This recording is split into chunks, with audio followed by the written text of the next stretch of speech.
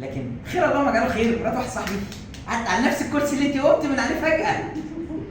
المهم قعدت بعد ما كشفت فلقيتها منبطه، انت ازيك؟ فقالت لي انا كويسه. قالت لي عملت وسيله؟ لا يا دكتور مفيش حاجه. يا ستي عملت وسيله؟ لا ما عملتش حاجه. قلت له يا عم في ايه يا عم الحاج؟ خلينا نخلص كشف ونروح. وبعدين ما يا ستي عملت ولا ما عملتيش؟ قالت لي لا. قلت لها خلاص طب ربنا يستر عليك. فبتقول لي يا عم مفيش حاجه، بص بالنص كده مفيش حاجه. قلت لها البنت الصغيره مش فاكر بنت ولا ولد، فبقول لها ايه؟ العيل التاني خليه سيبيه سنتين ولا ثلاثه عشان خاطر الدنيا ترتاح وانت تلحقي تشمي نفسك، شعرك حتى اللي انت قرعتي ده ينبت وعينك ما تشوف الا النور يا مؤمن وخير اللهم اجعله خير. المهم قالت لا لا لا انت بتأذي، انت ما بتفهمش حاجه. وقعدت هزرت وجوزها هزر معايا وخلصنا هو صاحبي يعني، وراحوا واخدين بعضهم زي حالتها كده وراحوا واخدين بعضهم وراحوا مروحين.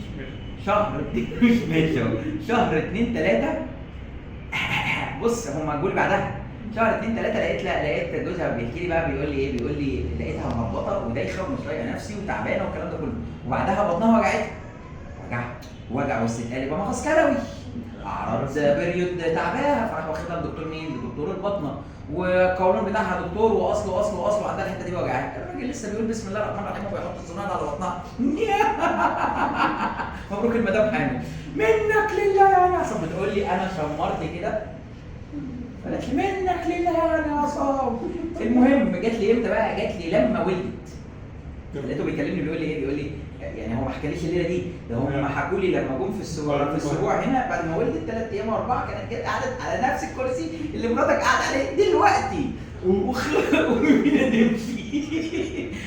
موتكم النهارده وخير الله ما جاله خير. بتقول لي بص انا قعدت ادعي عليك دعاوي. قلت لها ليه يا بنتي؟ لحد يوميها بقى اللي هو ايه؟ فاكر انت بقول لك اللي بيجي بياخد من رزق المكان. بص في حلويات خدتها، في حاجات خدتها، في حاجات طالعه هدايا. بص المهم اللي هو ايه؟ انا فرحان ان انا سر بادع.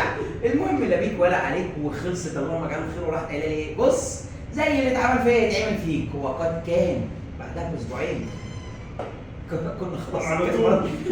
كنا خلاص مريم كانت جايه في السكه.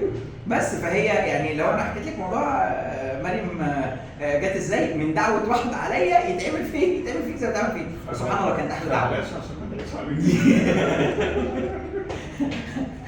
بقول لك ايه؟ مريم طول الليل عماله تضربني في وشي هنا برجلها. ايوه لا خلاص هحترم نفسي بس برضه هذا لا يمنع ان كانت قاعده على نفس الكرسي كانت نفس الدعوه ونفس الدعوه برضه. وامبارح واحده اللي هي بتاعت التوأم، شوف انا بقول لك ايه؟ بقول لها عملت وسيله؟ قالت لي لسه 5 شهور يا دكتور وانا قاعد عندكم.